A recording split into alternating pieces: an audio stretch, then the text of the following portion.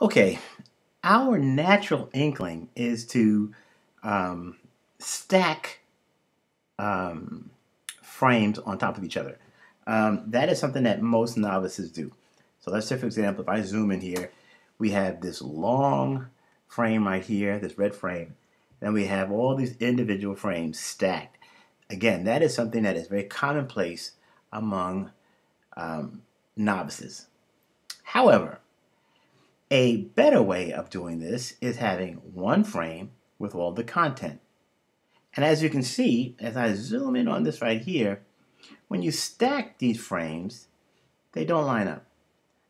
Now, it's true, it's off just by millimeters, if you will, but the bottom line is a lot of time and effort is spent stacking frames when you can just put everything in one frame. How does that work? Well, watch this. First thing I'm going to do is I'm going to take this price right here. I'm going to take this, cut it out of here, click on this large frame right here, and paste it in there. Then I'm going to take this next one here, cut it. I'll put a tab between that number and the thing I'm going to put in here right now. And next up, I'm going to take this, cut it out. I'll put a tab right here and paste this in.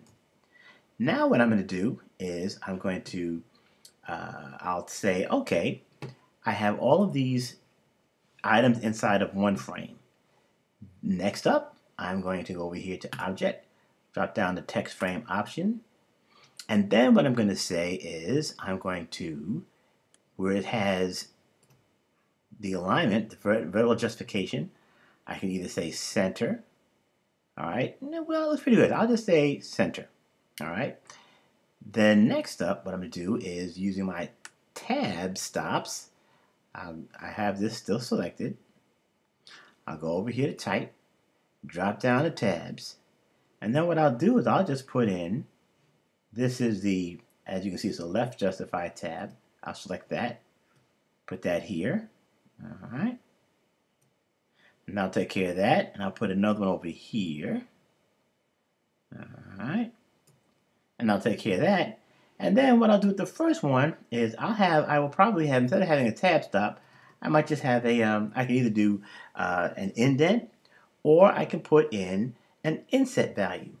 So I'll use the inset value. So I'll go over here, go back up to Object, drop down to Text Frame option.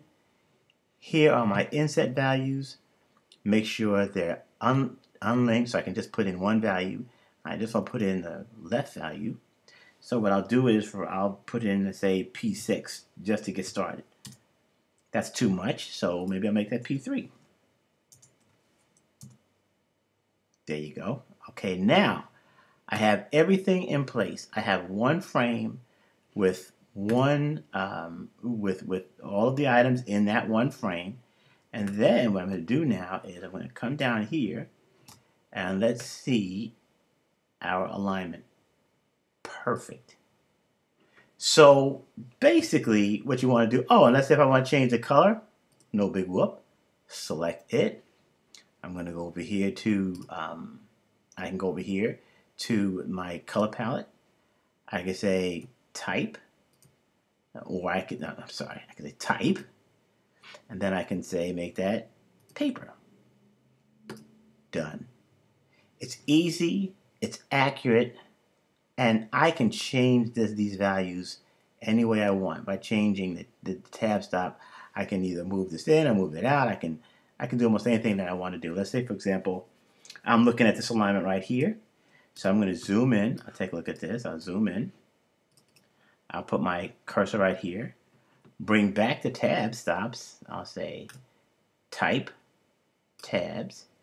All right. Then what I can do is I can, let me just come over here. I'll put this right over here.